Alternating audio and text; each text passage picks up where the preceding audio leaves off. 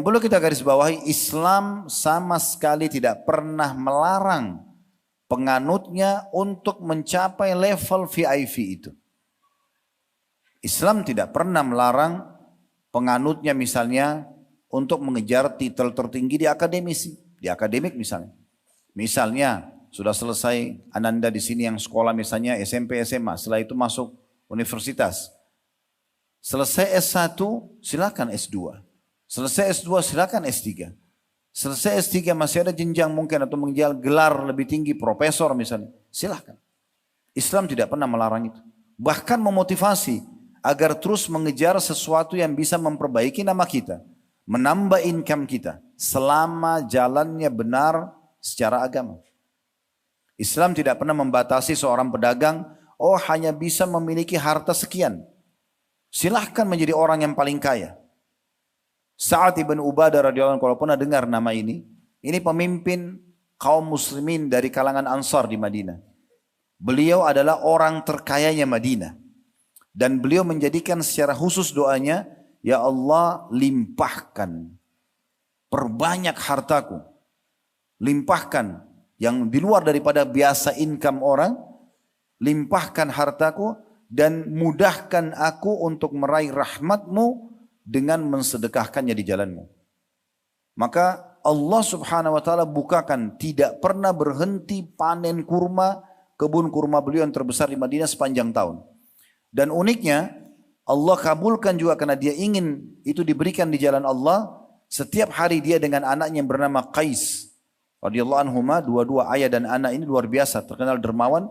Si Sa'ad mengatakan pada anaknya, ini gudang hartanya ayah, bagi-bagikan, sedekahkan di jalan Allah.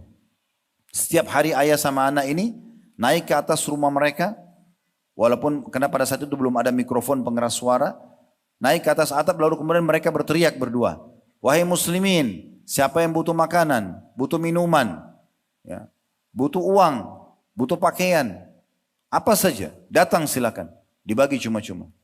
Tiap hari mereka begitu, subhanallah, sampai gudangnya habis. Setelah habis, ya, besok datang lagi lebih banyak daripada yang sebelumnya. Ini tidak masuk dalam hitungan matematika orang-orang kapitalis. Karena bagi mereka 10 kurang 1 jadi 9. Dalam Islam tidak seperti itu. Secara angka tulisan mungkin 10 kurang 1 jadi 9. Secara angka tulisan dalam Islam tidak cukup dengan angka saja. Kita punya spiritual, kita punya keimanan.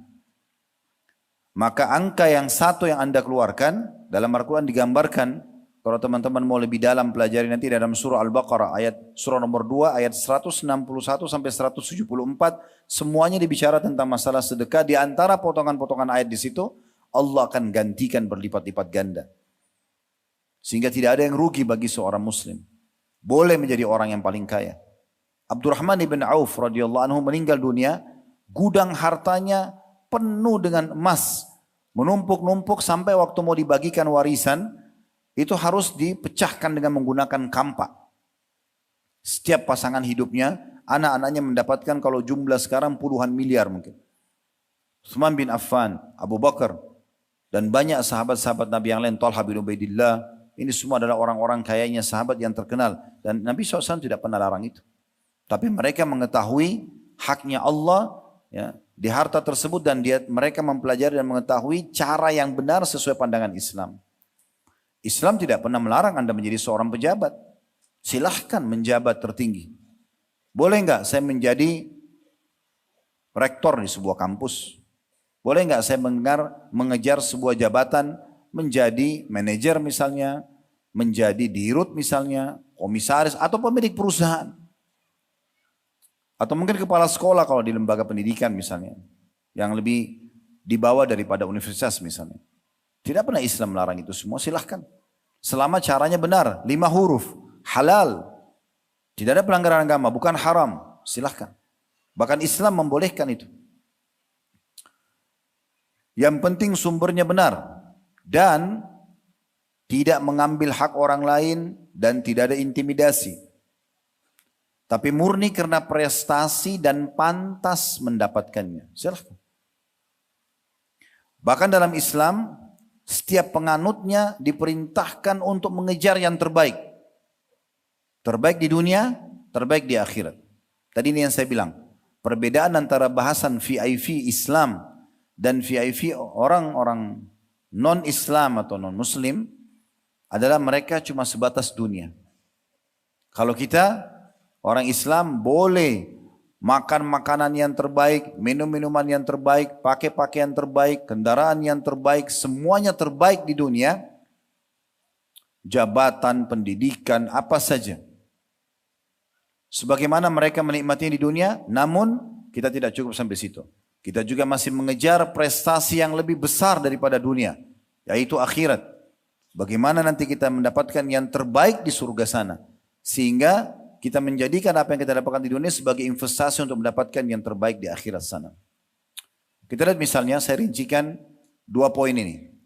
Berhubungan dengan bagaimana kita menjadi VIP di dunia, dalam urusan dunia dan dalam urusan akhirat. Urusan dunia contohnya misalnya dalam makan dan minum. Yang merupakan kebutuhan pokok. Kita lihat bagaimana Islam mengeluarkan sebuah kaidah penting. Dalam surah Al-Baqarah surah nomor 2 ayat 168 yang berbunyi, Ya ayyuhan nasu kulu mimma fil ardi halalan tayyiba. Wa la tattabi'u khutuwati syaitan innahu lakum aduwwum mubin. Artinya, hai sekalian manusia, makan, minum, nikmati apapun yang ada di muka bumi, tapi syaratnya, kaidahnya halalan tayyiba. Dibolehkan oleh Allah dan berkualitas. Ayam halal, tapi di saat dia tidak berkualitas, misalnya menjadi bangkai, udah basi, nggak boleh dimakan. Harus 2 hal ini berkumpul. Dibolehkan dan berkualitas. Tidak boleh hanya dibolehkan tapi dia rusak. Bisa merusak kesehatan, nggak boleh. Atau dia berkualitas tapi haram. Babi tapi dimasak dengan enak, wangi. Nggak boleh karena tidak halal. 2 hal ini harus bersatu. Silakan nikmati. Dan ingat kata Allah, jangan ikuti langkah-langkah syaitan. Maksudnya mengalihkan kalian, mengalihkan kalian dari yang halal kepada yang haram. Mengalihkan kalian dari yang thayyibah, berkualitas kepada yang tidak berkualitas misalnya. Jorok, kotor, basi, rusak. Jangan. Karena sungguh dia adalah musuh nyata buat kalian.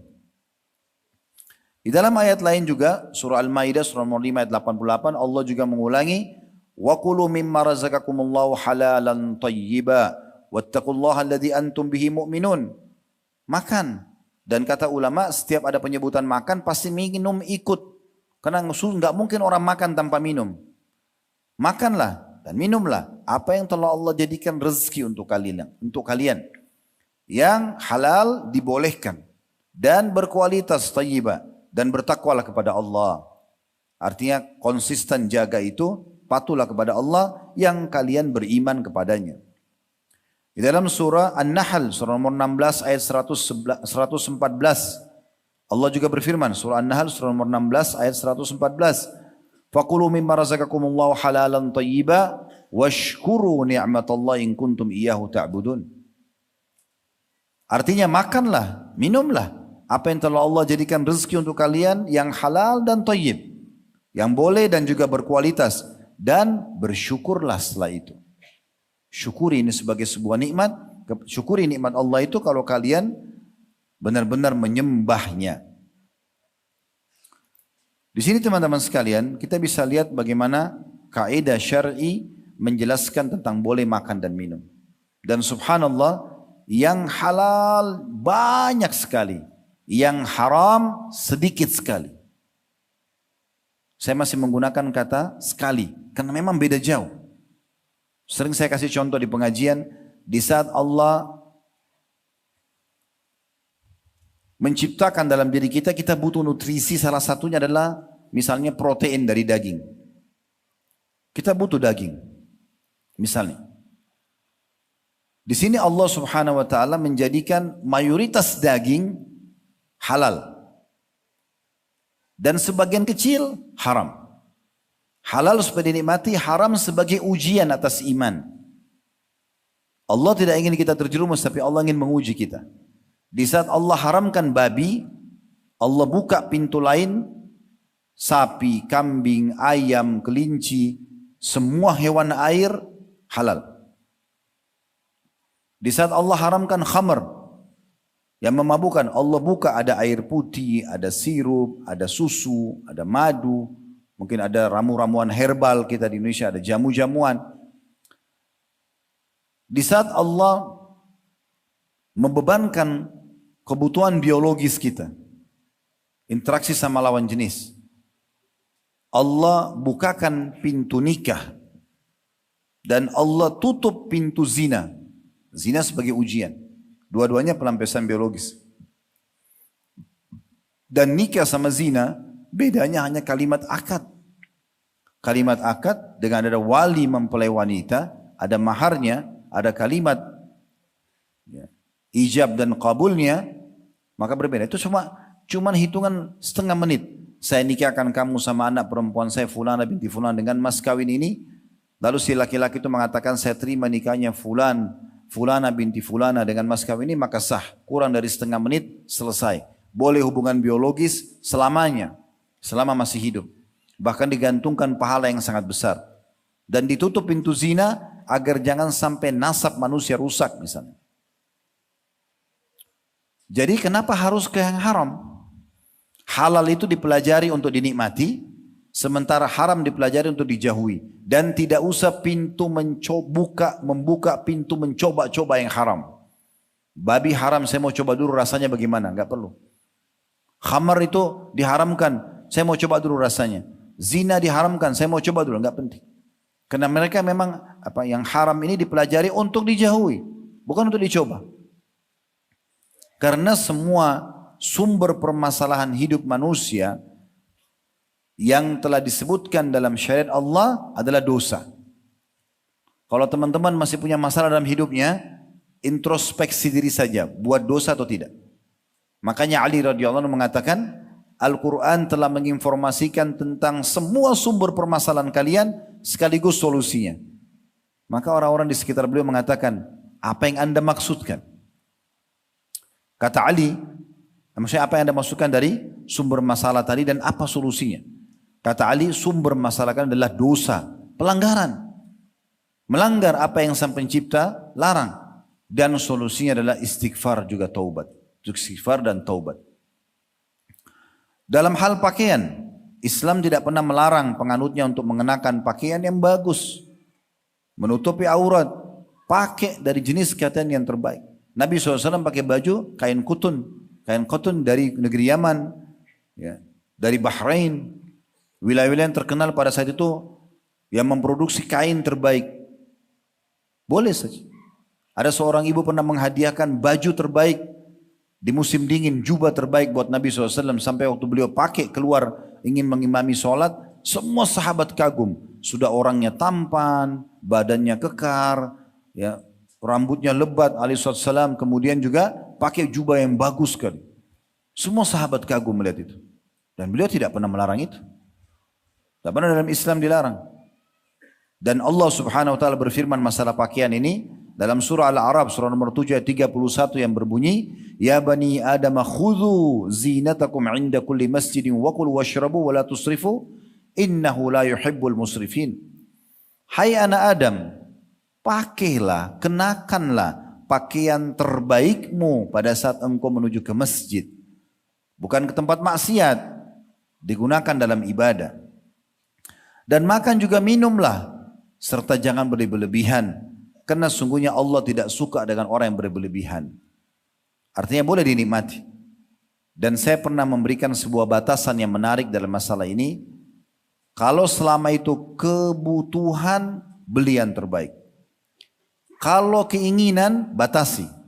Karena kalau keinginan manusia tidak pernah berakhir.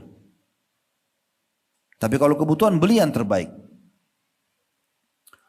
Kita juga dianjurkan memilih pasangan yang terbaik. Garis keturunannya baik, fisiknya, paras wajahnya juga baik menurut kita. Kita dianjurkan untuk memiliki lingkungan tetangga yang baik. Kita dianjurkan memiliki tunggangan yang baik. Kalau kita sekarang kendaraan motor, mobil, ya masa dulu orang kuda, unta. Kita dianjurkan memiliki rumah yang luas, yang bagus. Islam tidak pernah batasi. Semua itu tergabungkan dalam hadis Nabi alaihi salatu wassalam, hadis yang disahihkan oleh Syekh Albani yang berbunyi arba'un minas sa'ada.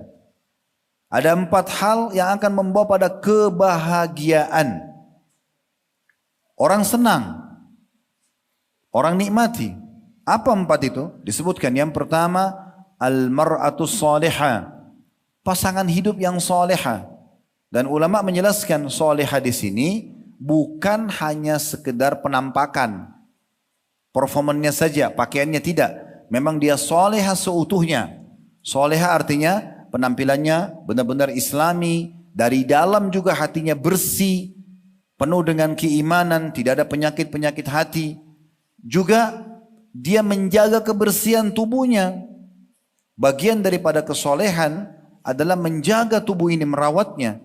Allah membuat kita pada saat keringatan gerah tidak nyaman, dan di saat kita mandi kita merasa segar dan nyaman, agar kita sering menjaga tubuh kita. Kenapa jenazah sudah sebentar lagi akan dimasukkan di kuburan masih dimandikan, masih dibersihkan? Karena memang itu bagian daripada agama kita. Padahal sebentar lagi akan dimakan oleh belatung-belatung tanah jasadnya. Itu namanya salihah. Kalau orang laki-laki mau nikah disuruh cari wanita yang salihah, ini puncak kenikmatan Allah. Dari poin 4 ini. Yang kedua, wal maskanul wasi', dan tempat tinggal yang luas, nyaman, bagus. Kalau kita bisa bahasakan mewah, nggak apa. Asal jangan mubazir aja. Dan jangan dari sumber yang haram. Mungkin ada orang punya 10 rumah, 20 rumah. Dia nggak pakai, mubazir. Tapi kalau dia pakai rumah dia, kalau selama mampu beli yang luas, beli yang bagus, perabot yang bagus, Islam tidak larang. Ini dalilnya. Hadis sahih. Yang ketiga, wal jarus salih, tetangga dan lingkungan yang baik. Kalau misalnya ada pilihan, oh saya tinggal di satu komplek perumahan mewah nih, tetangga-tangganya juga pasti orang baik-baik, misal contoh. Ini cuma contoh saja. Jadi jangan teman-teman yang tidak tinggal di komplek tersinggung, saya cuma kasih contoh. Kemudian di situ ada security, ada keamanan, ada kebersihan, dijaga dan segala macam. Kita harus lebih nyaman. Kenapa tidak? Islam tidak larang itu. Nabi SAW setelah menikah dengan Khadijah, tinggal di rumah Khadijah. Khadijah rumahnya radhiyallahu anha itu di komplek termewah di Mekah. Tetangganya semua tokoh-tokoh masyarakat Mekah. Nabi SAW tinggal di situ. Begitu juga yang keempat, wal markabul hani, tunggangan yang nyaman, mewah boleh. Yang penting halal dan jangan berlebihan. Dibolehkan. Itu 4 hal yang membawa kepada kebahagiaan, kata Nabi SAW. Berarti tidak boleh, berarti tidak masalah. Kemudian beliau mengatakan wa arba'un minasyaqa, atau minasyaqa, ada 4 yang membawa kepada bencana, penderitaan. Yang pertama, al-mar'atus su', istri yang buruk, buruk dalam pandangan Islam. Enggak tutup aurat, jauh dari agama. Terus kita berharap dia menjadi istri yang patuh, enggak mungkin. Jorok, kotor, pergaulannya bebas, ini membawa pada penderitaan. Makanya Nabi SAW pesankan bagi laki-laki yang mau menikah, tungkahul mar'a li arba'ah, wanita dinikahi karena 4 hal. Limaliha, karena hartanya, wali hasabiha, karena keturunannya, wali jamaliha, karena kecantikannya, wali diniha, dan karena agamanya. Umumnya laki-laki menikahi wanita karena salah satu dari 4 ini. Bisa karena kekayaannya, bisa karena garis keturunannya, bisa karena kecantikannya, bisa juga karena agamanya. Tapi apa kata Nabi SAW? Fadhfar bidzatid din taribat yadak. Pilih yang beragama, hidupmu akan tentram. Enggak ada perselingkuhan, enggak ada keributan rumah tangga karena dia soleha. Nah kalau sudah buruk ini enggak bisa lagi. Ini akan datangkan penderitaan. Jadi jangan menikah dengan. Tentu ini berlaku juga bagi perempuan menikah dengan laki-laki yang saleh. Begitulah kata Nabi SAW pesan untuk para wanita dan juga walinya. Idza ja'akum man tardawna dina wa khuluqa fazawwiju. Kalau datang kepada kalian laki-laki yang kalian ridhoi agama dan akhlaknya, bukan kekayaan dan tampannya, agama dan halnya, maka nikahkan dia. Kemudian yang kedua yang buruk yang datangkan bencana ini adalah wal jarusu, tetangga dan lingkungan yang buruk, jorok, kotor, penuh dengan kemaksiatan. Jadi kotor secara fisik, kotor secara spiritual. Ya. Yang ketiga, wal markab su, tunggangan yang buruk. Ada banyak orang salah faham dengan kalimat zuhud, saudaraku seiman. Apa itu zuhud? Zuhud itu meninggalkan dunia untuk akhirat. Jadi kalau mau menuju akhirat, udah pakai sendal compan-camping aja, bajunya robek-robek, berantakan penampilannya, kalau ketawa giginya kuning semuanya, ngomong bau, badannya bau, penampilannya berantakan. Ini aneh sekali. Kalau kita baca kitab zuhud yang ditulis oleh Imam Ahmad dan banyak ulama-ulama yang lain, kalau kita lihat pemimpin para orang-orang zuhud itu para sahabat, Abu Bakar, Utsman, orang-orang kaya sahabat menjadi pemimpin orang-orang zuhud. Karena zuhud memang definisinya adalah mendahulukan akhirat dari dunia, bukan meninggalkan dunia. Allah jelaskan dalam surah Al-Qasas tentang masalah ini. Surah nomor 28 ayat 77 kan? Wabtaqi fima ataqallahu daral akhirah wa la tansa nasibaka minad dunya. Kejar apa yang Allah janjikan di akhirat sana dan jangan lupakan bagianmu dari dunia. Jadi VIP di sini, jadi VIP di sana. Kita semua punya waktu sama teman-teman sekalian. 24 jam, kita semua punya dua mata, punya dua kuping, dua tangan, dua kaki, sama. Kenapa ada orang yang lebih berprestasi? Karena dia mau. Kitanya nggak mau. Tidak ada kata terlambat untuk memulainya. Kemudian yang keempat, wal maskanud dayyiq, tempat tinggal yang sempit. Itu bawa kesengsaraan. Kecuali orang tidak mampu. Paling lagi diuji sama Allah yang kemiskinan tidak mampu itu berbeda. Tapi bukan berarti Allah akan buat dia miskin selamanya. Dia bisa minta kepada Allah. Allah maha penerima doa hamba-hambanya. Bisa dia ubah keadaannya menjadi lebih baik.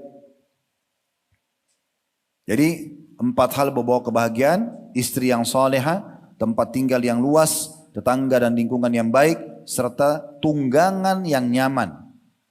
Dan 4 hal yang membawa pada kesengsaraan, istri yang buruk, tetangga yang buruk, lingkungan buruk, tunggangan yang buruk, dan juga tempat tinggal yang sempit. Dan dalam hadis yang lain dihasankan oleh Syekh Albani, Nabi SAW berdoa, Allahumma gfir li dhambi wa wassi'li fi dari, wa barik li fima razaqtani. Ya Allah, ampunilah dosa-dosaku, luaskanlah tempat tinggalku. Biar nyaman gitu. Dan berkahilah atas rezeki yang engkau karuniakan kepadaku. Kita sudah jelaskan tadi makanan dan minuman, kita sudah jelaskan pakaian, dalil-dalilnya. Kita sudah jelaskan juga tentang pasangan hidup, tetangga, di lingkungan yang baik, tunggangan nyaman dan rumah yang luas. Masalah selanjutnya harta dan jabatan. Allah Subhanahu wa taala berfirman dalam surah Al-Anfal surah 8 ayat 69.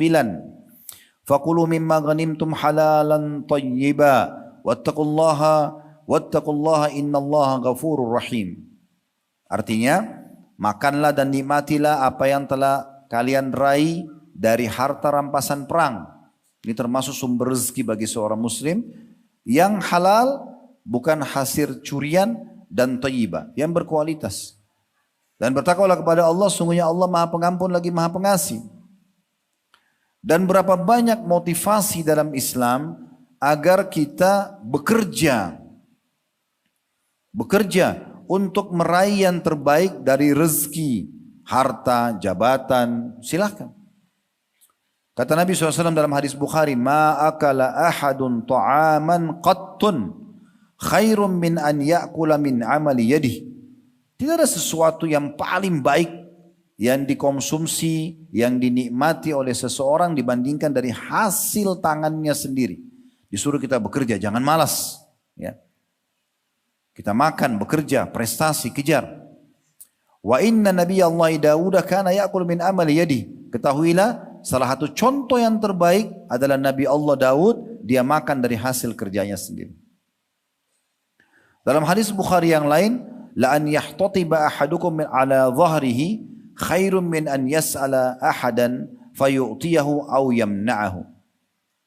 Seseorang dari kalian memikul di pundaknya, mengumpulkan ranting-ranting, kayu ranting, masuk ke hutan, ya, di gunung-gunung yang tidak berpenghuni, diambil ranting-ranting kering, dikumpulkan, diikat, dipikul di pundaknya. Dalam riwayat lain dia bawa ke pasar untuk dia jual, kemudian dia hidup dengannya, itu jauh lebih mulia daripada dia minta-minta kepada orang diberikan atau tidak.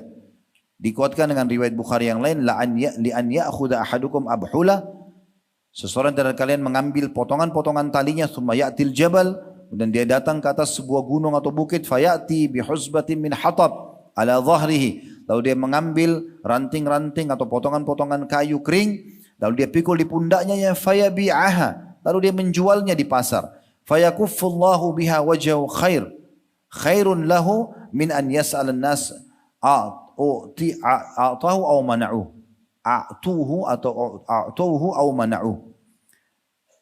Maka itu dengan dia jual tadi dia dapat income, dia bekerja sehingga dia selamat dari keterhinaan, jauh lebih baik dibandingkan dia mengemis sama orang, dia dikasih atau dia dilarang. Dan sekian banyak dalil-dalil tentunya yang memerintahkan kita agar berprestasi. Subhanallah, Umar bin Khattab radhiyallahu anhu mengatakan dalam satu statement beliau yang menarik, saya pernah melihat orang dan saya kagum dengan penampilannya. Tampan, bersih, bagus bajunya. Saya kagum dengan itu. Tapi pada saat saya tanya, apa kerjanya orang ini? Dijawab dia pengangguran, maka jatuh di mataku. Enggak ada nilainya, kata Umar. Beliau juga mengatakan, kalian harus menguasai keterampilan-keterampilan, kata Umar. Kuasai. Karena bisa saja kalian butuhkan satu waktu nanti. Memang sudah seperti itu. Artinya Islam menyuruh kita terus berprestasi. Terus berprestasi.